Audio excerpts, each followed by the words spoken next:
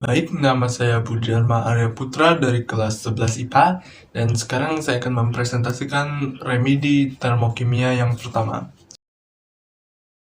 Oke, jadi yang pertama kita mulai dari persamaan termokimia terlebih dahulu. Oke, persamaan termokimia itu adalah persamaan reaksi yang menyatakan jumlah mol dan keadaan fisik masing-masing zat serta perubahan entalpi untuk reaksi yang bersangkutan. Jenis-jenis persamaan termokimia ada 3. Yang pertama, entalpi pembentukan standar, entalpi penguraian standar, dan entalpi pembakaran standar. Oke, kita akan bahas satu-satu. Yang pertama adalah entalpi pembentukan standar. Entalpi pembentukan standar adalah perubahan entalpi yang terjadi pada reaksi pembentukan 1 mol senyawa dari unsurnya. Semua zat ini akan stabil pada suhu 25 derajat Celcius dan pada 1 atm. Untuk contoh dari entalpi pembentukan standar ini yaitu N2 ditambah H2 sama dengan NH3 dengan delta HF, ini kita sebutnya delta HF saja ya, dengan delta HF sebesar negatif 46 kJ.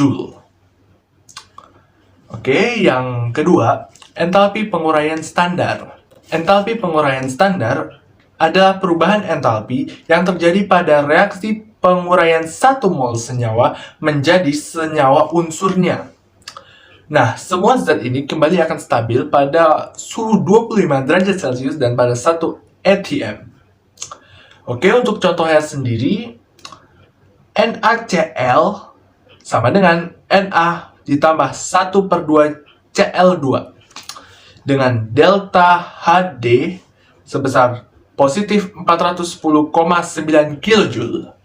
Nah, yang ketiga adalah entalpi pembakaran standar. Entalpi pembakaran standar adalah perubahan entalpi yang terjadi pada reaksi pembakaran 1 mol zat dengan oksigen dan diukur pada keadaan yang standar ya.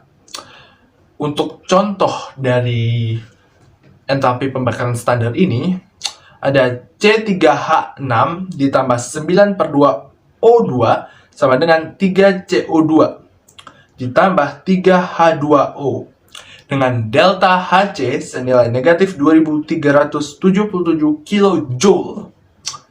Oke, itu sekian dulu untuk persamaan termokimia, dan sekarang mari kita lanjut ke reaksi endotherm dan exotherm. Sekarang kita akan membahas reaksi endotherm dan exotherm ya. Oke, sebelumnya kita harus tahu terlebih dahulu bahwa reaksi endotherm dan exotherm ini adalah bagian dari kalor reaksi. Nah, kalor reaksi itu apa sih? Kalor reaksi adalah kalor yang berpindah dari sistem ke lingkungan ataupun sebaliknya.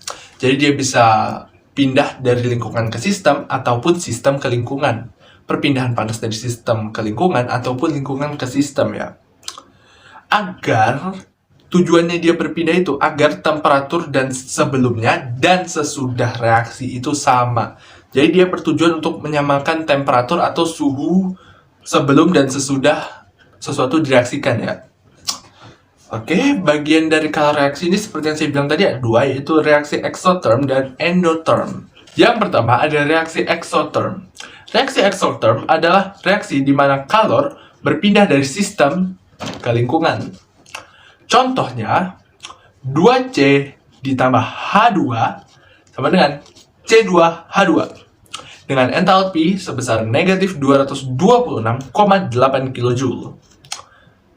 Sementara itu, di reaksi endotherm adalah reaksi di mana kalor berpindah dari lingkungan kepada sistem. Jadi kalau exotherm dia dari sistem ke lingkungan, ini sebaliknya ya, ini dari lingkungan ke sistem. Contohnya, CO2 ditambah H2 sama dengan CO ditambah H2O dengan entalpi sebesar 43 kJ. Baik, sekarang kita menuju ke aplikasinya dalam kehidupan sehari-hari. Pengaplikasian reaksi exotherm dalam kehidupan sehari-hari yaitu adalah proses di mana kayu dibakar, setelah itu digunakan sebagai api unggun untuk menghangatkan badan. Biasanya ini digunakan untuk yang mau berkemah, misalnya berkemah ke gunung atau sebagainya.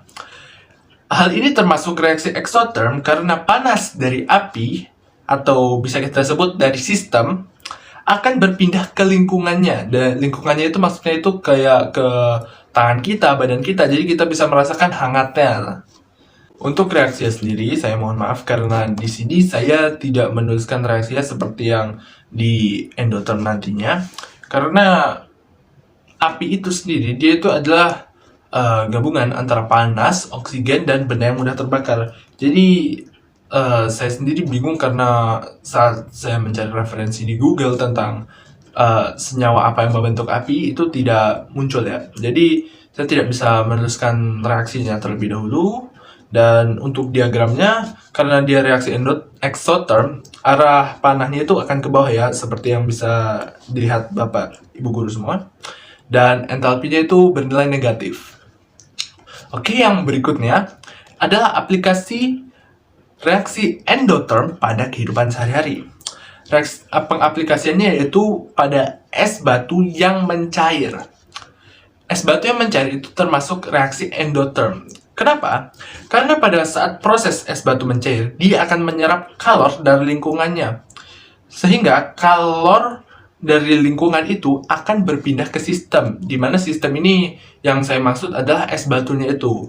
Kalor dari lingkungan berpindah ke es batunya, diserap oleh es batunya, yang menyebabkan es batu itu yang awalnya padat menjadi cair. Untuk reaksinya sendiri, H2O dalam bentuk solid sama dengan H2O ke bentuk liquid. Hanya berubah bentuknya saja dan suhunya. Sementara reaksinya itu masih tetap ya, karena es itu terdiri dari air, semua air, benar-benar air. Oke, dan entalpinya itu adalah positif 3,1 kJ.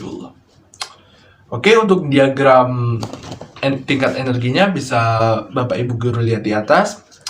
Jadi reaktannya adalah H2O dalam bentuk solid atau padat, dan produknya adalah H2O dalam bentuk liquid atau cair. Arah panahnya itu, arah panah grafiknya itu dia mengarah ke atas ya, karena ini termasuk reaksi endotherm, dan entalpinya bernilai positif 3,1 kJ. Oke, sekian dulu dari presentasi saya hari ini. Terima kasih telah mendengarkan presentasi ini hingga akhir, dan saya Budiman Maria Putra pamit undur diri. Selamat siang.